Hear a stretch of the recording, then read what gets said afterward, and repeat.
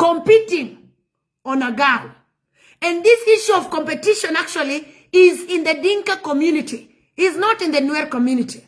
This competition is in the Dinka community, whereby men, they auction women. They auction young girls. And people will come and gamble. It's like, it's so funny. Like, you come and you say, I have 20 cows. This one say I have 100 cows. This one say I have 500 cows. And the lady will be married by the person that have the most cows. This young lady is a human being. She has feelings. She has friends. She has someone that she have been maybe having relationship with. And you come out because you have resources. You come and take her without even knowing who she is. And this South Sudanese think this is something good because it's culture. If this culture is still good today, why are you using phones? Why are you driving cars? Because these things were not there. Why are you sleeping in concrete houses? Why are you sleeping on beds? Because the beds people are using before, they were mud. The papyrus that women made, they're the one that people were sleeping on. Why do you want to accept only the part of the modern life that only benefit the man, and you don't accept the other part of the modern life that women can also change, or your sisters or your daughters can also enjoy the same kind of life that you are enjoying? Because there's no way you pick your daughter from the village, take her to Nairobi, and you want her to live like a villager. This thing cannot happen. Because South Sudanese parents, some of them, they want you to live like a villager, but you are in the city. It cannot happen. If you are in the city, you must live in a city life. Because the environment of the city can never be compared to the environment of the village. The things that happen in the village is good for the village people. And the things that happen in the towns are good with the town people. Because in the town, there are things that happen. Number one, the girls wear trousers. And the South Sudan culture in the villages doesn't allow girls to wear trousers. I remember before, even when we were starting all this modern life, young girls' trousers were being cut in Juba. You remember that these things happen. They will cut your trouser with a scissor and then you walk naked. Why will you do that? But the government of South Sudan have done this several times to young girls. And you accept that you have a country, you accept that you have a country that you can say is sovereignty, and you sign the human rights bill, and you want to come and tell us there's some part of the human right that you want to implement, and there's some part of the human right that you want, when it's come to young girls or when it's come to women, you want to send us back to you refer us back to how your mother used to live. If I am 31 years today, and my father is 60 years, why will you want to refer me back to the life my fathers lived when I am in this century, in 2026? So I need to live in the life of 2026 because this is my generation. And this is what South Sudanese girls also need. They deserve to enjoy this life. If you have girls, it is not you as a father to hurt them, to heartbreak them. It should be when they get heartbreak from their husband, they should run to you as a father. But in South Sudan, when a husband actually have a problem with a daughter, the daughter will either run away, not even to the father's house, because she knows very well, when I run to my father's house, my father again will beat me back to my husband. And how many young girls have been killed in Juba because of that? Because of the issue of the dowry. You get dowry 520 cows. And when now your daughter is being mistreated, you want to say, no, the paper, there's no way I will get this dowry. And where will people get 520 cows? And then from there, that means you have sold your daughter. And you remember the consequences. This guy, was it called Coke? The guy that married Nyalong, his businesses went down because he married an underage. Nyalong was 17 years old. This guy he had a contract with the UN. The UN first terminated the contract. He went down in the history. Everything was destroyed and he became nobody. These are the choices. Sometimes you can make a choice that can destroy your whole life. Just like now the government of South Sudan is making a choice to boycott the court in London with their fixing bank. They are boycotting it, but it will affect them. It's already affecting. They cannot sell this, what we call the oil. So there are consequences when you violate human rights. There are consequences that follows this human right. Our sisters, our daughters, they are human beings. The first man that a young girl fell in love with is a father. The first man that a young girl knows is the father.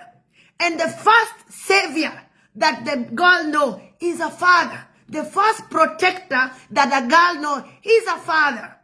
When I have a problem, I will brag. I will tell my father. I will tell my father. I will tell.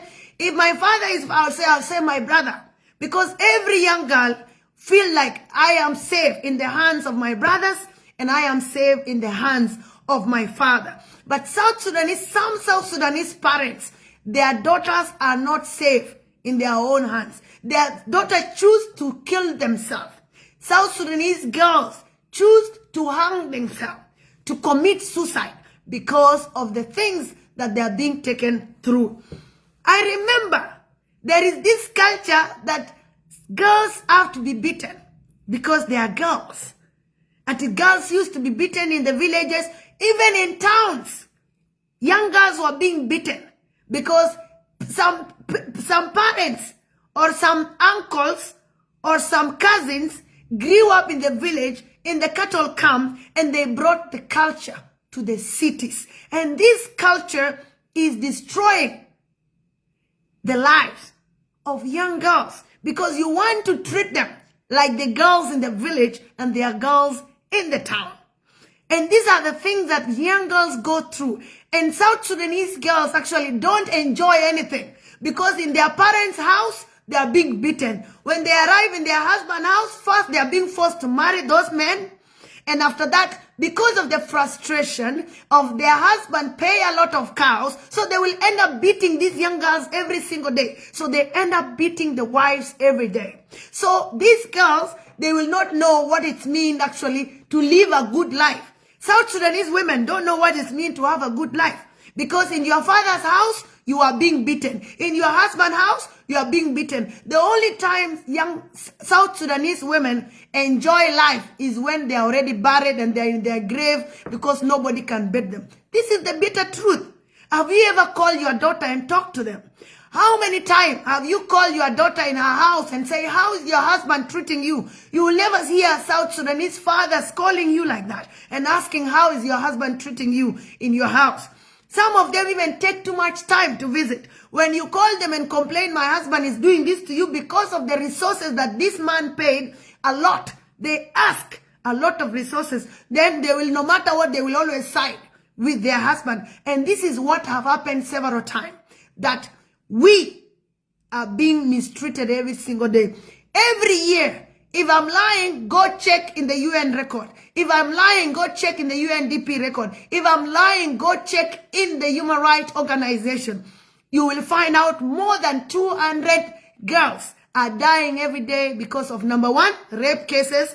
Number two, being beaten by their parents. Number three, being forced to be married. And then number three, being shot by their husband because of those pain of paying a lot of resources and their husband doesn't.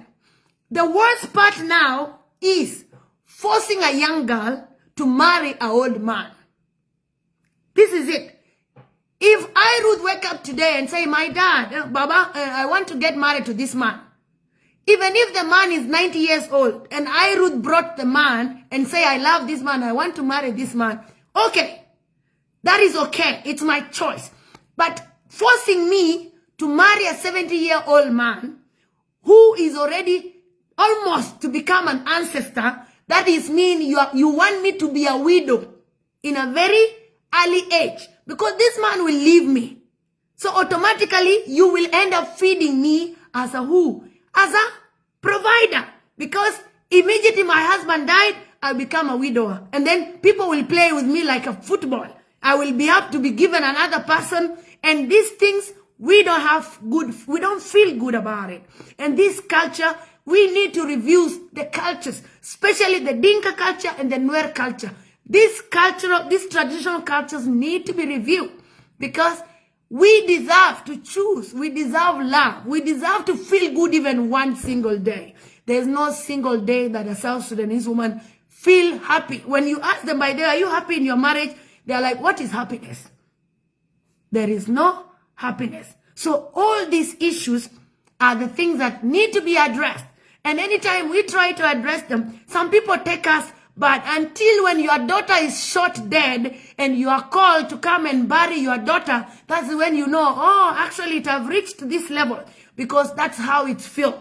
Immediately you receive a lot of resources, your daughter will become a punching ball. He'll become a football that the husband will be played with. Anytime he's wrong somewhere, he will bring all that anger because of the resources. He was a young man. You had to force him to bring a lot of resources for you to be able to marry your daughter. Another issue was this issue. There was this young lady, because some people on social media say, you young girls, you should run away. When you don't love somebody and you are being forced to be married, you should run away. When you run away, first thing that happens, you disrespect your parent. To South Sudanese culture, a young girl is supposed to respect her parents. So now this is the culture we are brought up with. When your parent tells you this, and they put all these problems on your head, and you see the challenges, then you see automatically this is what they are thinking. So with this now, you fight with your peer. Because sometimes your parents will convince you at home to marry this old man.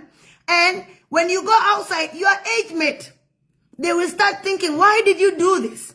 Why did you decide to marry this old man? So your age mate now the peer pressure will be too much. And you will see when the peer pressure is too much, before even the wedding happens, you will see this young lady go and hang herself. Because number one, she doesn't want to disrespect her parents. Number two, she doesn't want even to be bullied or to be mocked by her peer pressure, by her peer. So what she does, the easy thing is, because nobody understands her feeling and nobody wants her to talk out, she will go and commit suicide and she will die. And people will say, why did that? Because of mere cows, that when you take her to school and she work hard and you bring her up well, she can build you a mansion that your father, your son-in-law cannot build you. She can be a pilot and even buy you an aeroplane that even your son-in-law can never give you. Because daughters, they have a heart of, I have to do this to my father. I have to do this to my mother. This is the heart of a young lady. This is the heart of a young woman. So when you force this young lady to be married by an old man, number one, she will respect the parents. So she will accept the marriage. In her heart, it's not what she wants, but she will put it on this other side. And when she go outside, the peer pressure will push it, and your daughter end up always killing herself. And these cases are very many in South Sudan. And there was this issue that happened, I think 2 months ago, or 3 months ago, or 5 months ago, late last year. There was this DJ man, because social media, thanks to social media, everything is being seen. There was this DJ man, he got married, he paid his dowry, but the young lady now, the wife ran away with another man. When the wife ran away with another man, they spent 1 month with that one man.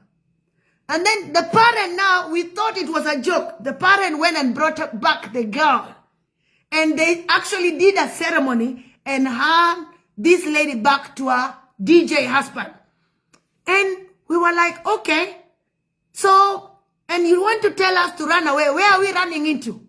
Where are we going? Because if I can run away and tomorrow you go and bring me back, so that means you value your resources. You value your dowry more than me and everything. So all these things are the things that are happening in this life that we are today. So it is not good to force your daughter to marry an old man.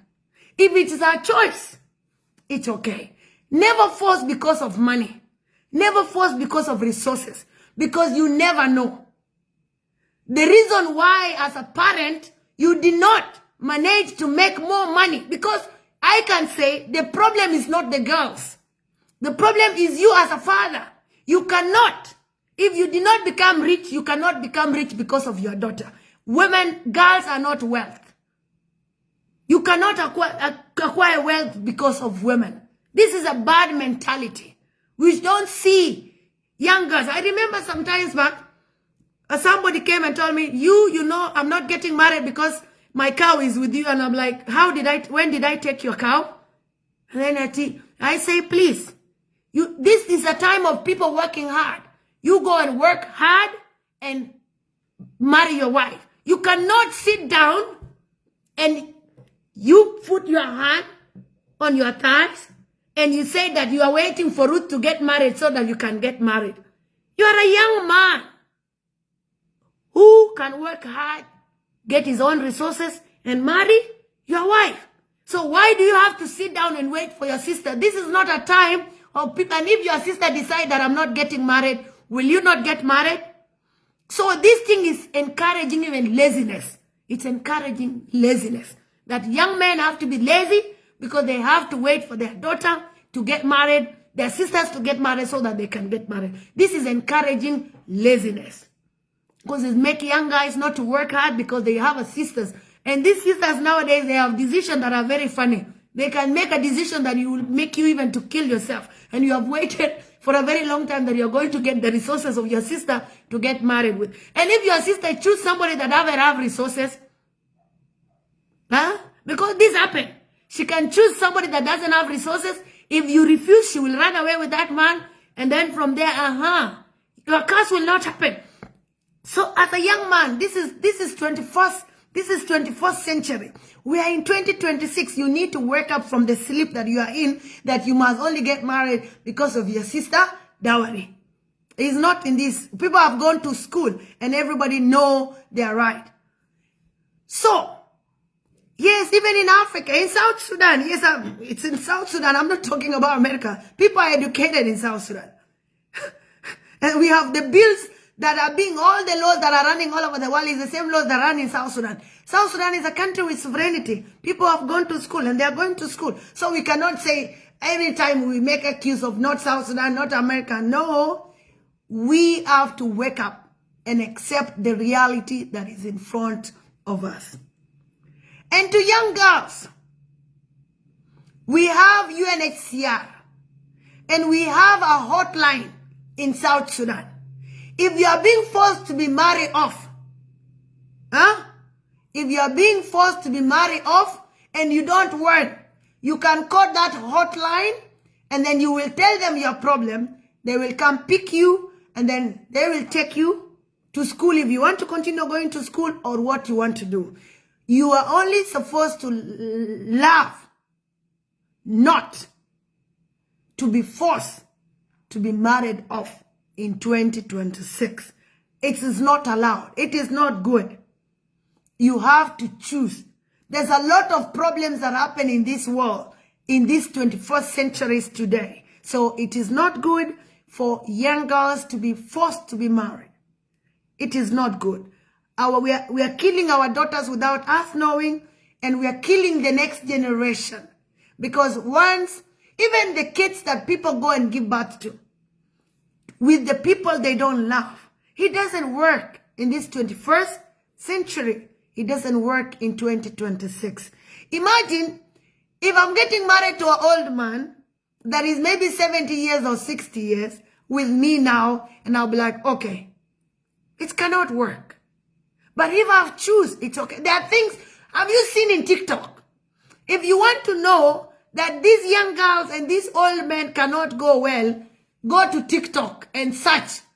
You will see that these young girls want to dance with these old men on TikTok because they want to also brag with their husbands. So they will want to dance and the old men will be forced to dance and they cannot dance. So look at the trauma that you're putting your father in because you want to marry a young girl. Okay, I am not refusing for people to get married. This is our culture. I don't have a problem with that as Ruth. I don't have a problem with polygamy.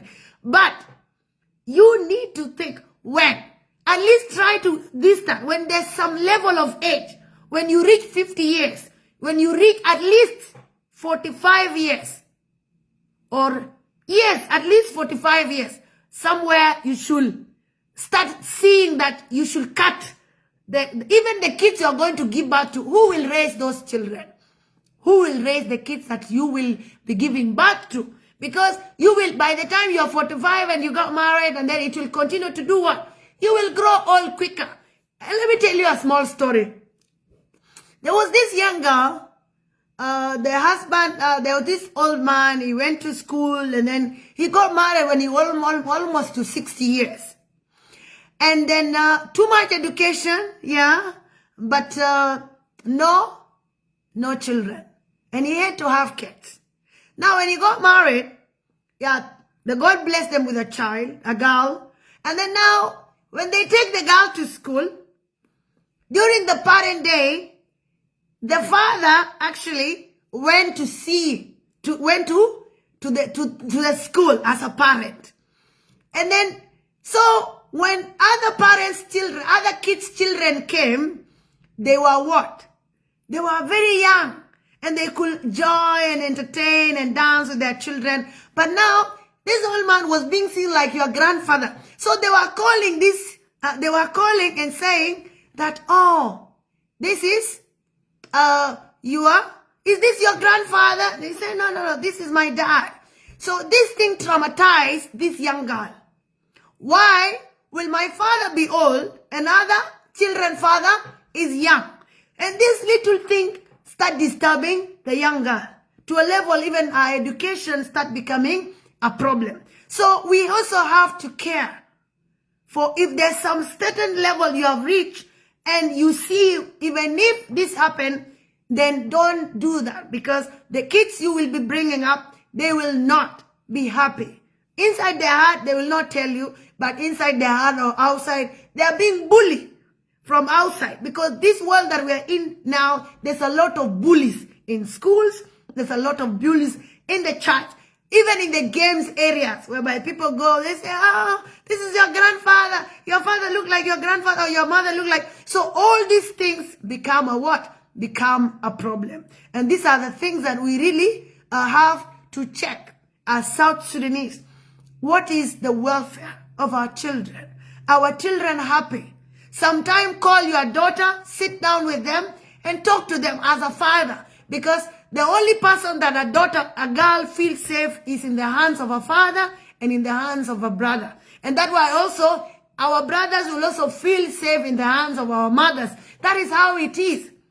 A young girl who is, they always say, the girl princess. And that's how we are always being called. And you'll be like, everything's small, my dad, my father. And people, young girls always fall in love with their fathers. And anytime you see, they'll always say, I want a husband like my father.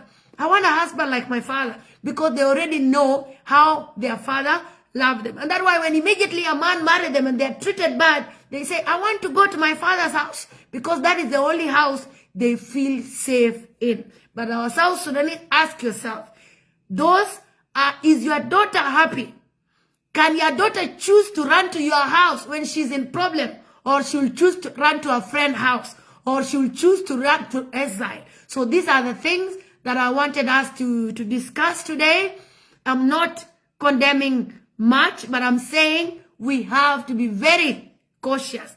Dowries can make, because of cows, that you can work hard and you take your child to school and she can buy for you tomorrow, you can ruin the future of your daughter. She can go kill herself and you will live to blame yourself that your daughter killed herself because of the cows you have in your house. So you will have the cows, but your daughter is already buried. So how will you feel as a father that you are having these resources in your house, but your daughter is already dead because of greed, or because of self-interest, or because of mere dowry that you can work hard until everything is. It's a responsibility of a father to do what?